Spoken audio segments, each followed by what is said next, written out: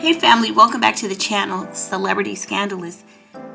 So there have been a lot of rumors floating around that there's a federal investigation surrounding Diddy. At this point, there has been no solid official proof. It has just been a rumor on the internet. Now, is it possible? Absolutely. Another thing that we've been hearing is that Cassie turned over Kim Porter's cell phone in this investigation. Now that's when, for me, that was just like a red flag. That sometimes when you hear things on the internet, you have to pause and say, does it make sense? Not that it can't be true, but is it really feasible? So that's been going around. So when I first heard that, I thought that doesn't make sense. So Kim Porter has been dead for since 2018. And you mean to tell me Cassie has been holding on to her cell phone all this time? Which is weird to me because Kim Porter has family.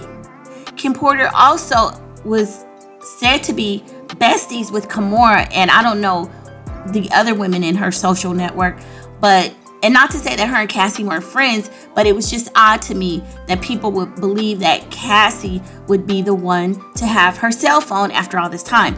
And it's not to say that it's not possible, but it just doesn't seem feasible. Another point that people debate a lot is this whole thing about the NDA. And it was really interesting because Tisa Tales did a video today, and she was challenging to some degree some information that Tasha K had provided. So let's take a listen to what Tisa said, and then I'll come back to my commentary. Okay, so Tasha K said this. I really hate to disappoint y'all, but the Cassie story of her turning over Kim Porter's phone to the feds is a complete lie. Okay, now I do want to say this. Cassie, I can't say it was a complete lie. I just said that I asked my sources, and I do want to say everybody in the world is not my source. And they were like, absolutely not. Cassie did not turn over Kim Porter's phone. But y'all, I got a little bit of tea. It wasn't Kim Porter's phone. My sources are saying that Cassie turned over her own mess to the feds. That's right. Cassandra Ventura is cooperating with New York State, New York City, and the federal investigation that is going on with Diddy. And honestly, I don't blame her. Everybody got to cooperate when the feds or when the po-po come through. So Tasha goes on to say, Cassie signed an ironclad NDA and will void her payoff if she cooperates or even speaks on this. Okay, that line is also true. I don't know where these reports came from. Cassie didn't sign an NDA. Cassie's going to write a tell-all. That is BS. One of the reasons why he settled so quickly is because they all got word that bill that basically invalidates NDAs was passing on the 17th. Diddy signed in the 11th hour on November 16th. Okay. Cassie is 100% under an ironclad NDA. She is not talking to Oprah, Gayle, or anything like that. Again, sources say a lot of stuff. Maybe they thought that was the situation. But no, I agree with Tasha K that she is under an ironclad NDA. However, let me just say this. And this is how Tasha K got in trouble with the R. Kelly thing. No shade to Tasha K. What actually ended up happening is what Tasha K is saying is half true. When you sign an NDA and you cannot go forward with information, however, if you're covering up something that is criminal, you can 100%. The thing is, he has not been charged with anything criminal. However, he is under a criminal investigation. So what does that mean? Cassie, it could be looked like as a violation of an NDA if she went to the feds and said, here, I have this information. However, if the feds come to you and say, yo, do you have information? That NDA is completely violated and you can do it without recourse. So Tasha K has the law halfway right. If you sign an NDA, you cannot openly share information on your own thing. If you do, the only defense you can have is, well, it was criminal, so I did it. But again, for something to be criminal, there either has to be an investigation, not illegal, but criminal. There either has to be an investigation or it needs to go to trial, and he is being convicted of doing criminal stuff. Do you see that distinction?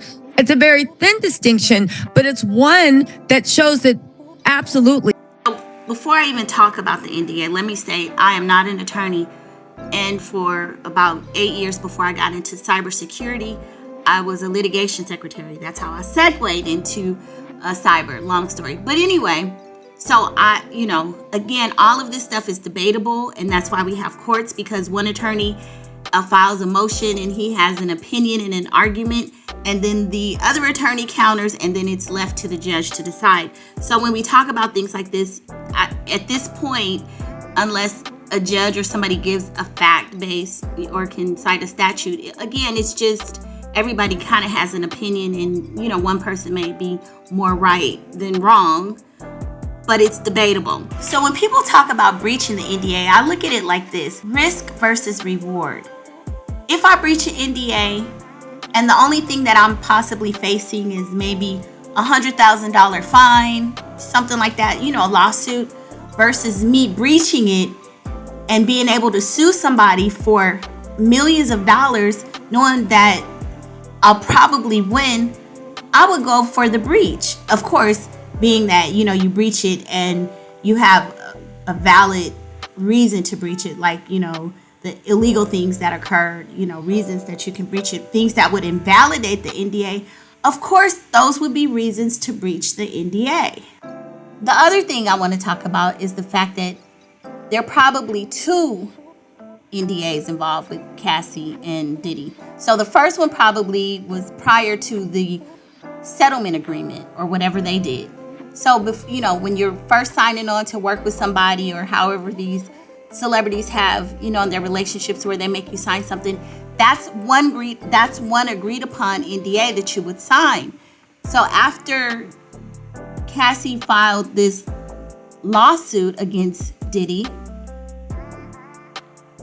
then that NDA probably was null and void, because now the settlement, when you have a settlement, there would be a new agreement, right?